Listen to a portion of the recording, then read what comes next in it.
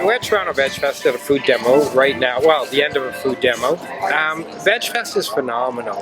We do many Veg Fests as Yam Chops. This one is cramming 40 to 50,000 people over a 3-day weekend, regardless of the weather. It opens up people to the possibility of there might be something different than meat that tastes really good. Hemp is a wonderful, amazing food, so I added some hemp flour. And because this is a pretty basic biscuit, it's only leavened with baking powder. You can actually barbecue these guys as well. We do that in the summer instead of frying them. 1 for 3, 2 for 5. Can I get 2? Yeah. Like.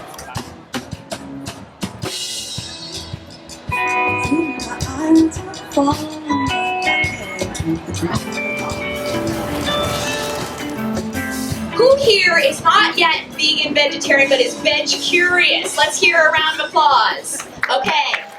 Nice. Excellent. Who here is vegan? So what would your advice be for people that are first starting out as vegetarian or vegan? Get ready for the most haters that you've ever had in your life. Everybody has just now turned into a nutritionist. They're not giving facts. We have to keep thriving and showing them how good we're doing, and they'll see it. So there's a lady that lives down in Miami with me. She's like 80 years old. She looks like she's like 30. Funny thing is, when they report about the people that are vegan, they light up. But when they report about veganism, they talk down about it. So we went through 6 of these today.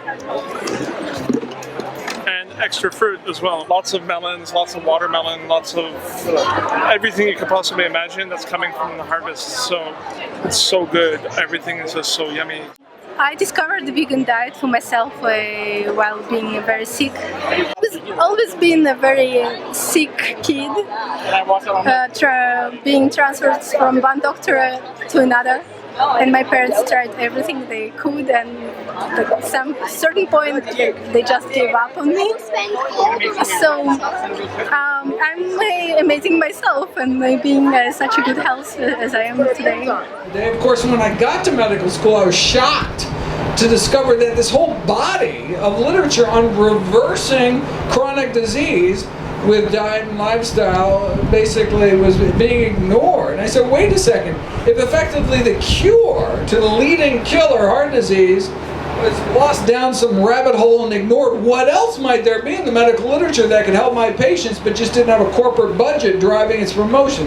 Well, I made it my life's mission to find out. You'll find out one thing, and it's clear across the board. Vegans aren't filling up the hospitals.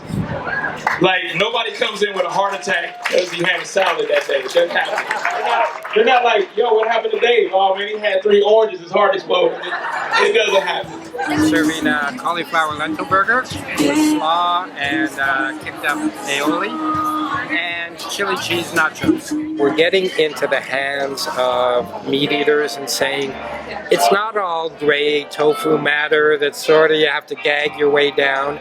It's food that tastes great. I mean, some of the vegan cheeses now, they're good for you, and they're good for the environment, and they're good for the animals, and you know, it's just a great product. It's becoming so mainstream.